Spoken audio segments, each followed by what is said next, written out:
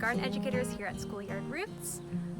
I was a VISTA for 1.5 years, and this is my first year as a full-time educator at the University Place, the School of Performing Arts in Alberta, and Crestmont Elementary.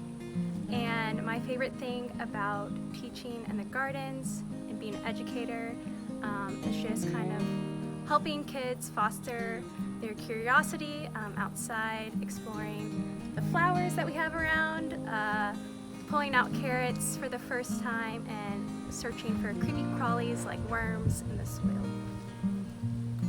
Hey, I'm Tom Rathie, a garden educator with Schoolyard Roots. I teach at Central Elementary, Oakdale Elementary, Woodland Forest, and Fawcett Vestavia Elementary. So I'm originally from Charlottesville, Virginia, and have been living in Tuscaloosa and working with Schoolyard Roots for about 4 years now.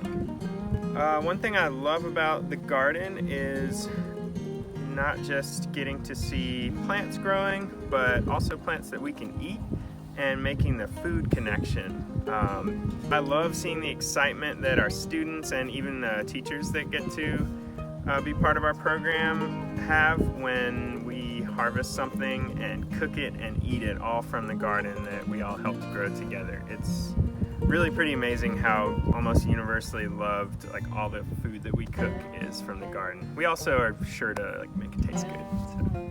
Hey guys, my name is Natalie Wolf and I'm from St. Louis, Missouri, but I've been in Tuscaloosa ever since college. I graduated from UA and have been working with Schoolyard Roots for going on 5 years now, and I've just been enjoying my time ever since.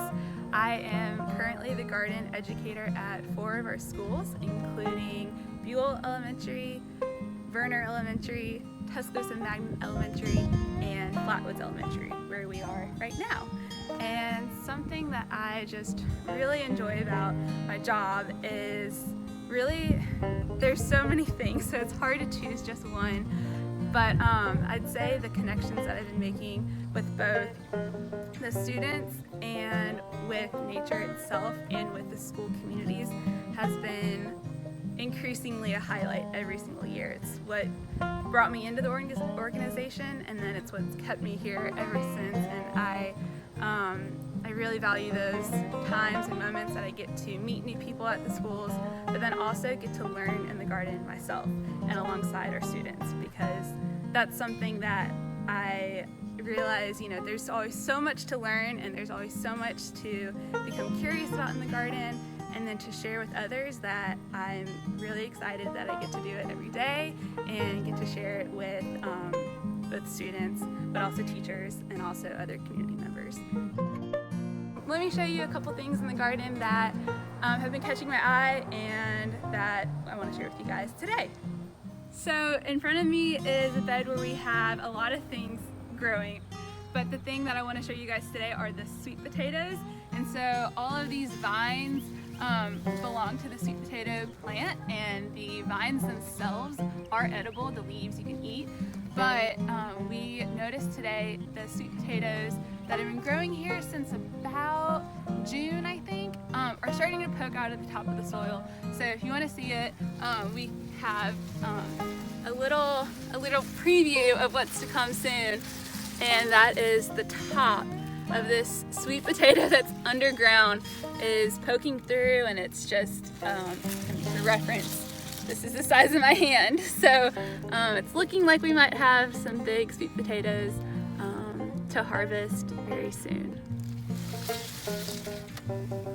So one thing I always love showing people in the garden is the growing season here in Alabama is, I feel like, a lot longer than people sometimes give credit for. So we're all used to our summer crops, our tomatoes, our okra, our peas, things like that.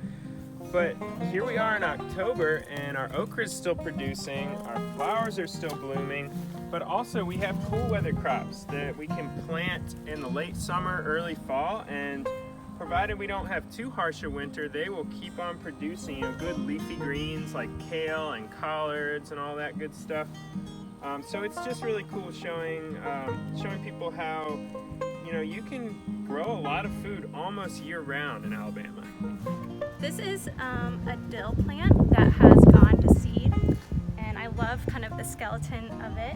And you can even see some of the baby dill that has popped up from the original dill plant that dropped its seed. And so I think that's really cool to how we let our gardens kind of complete the full cycle of plant going to seed and flowering and then growing again.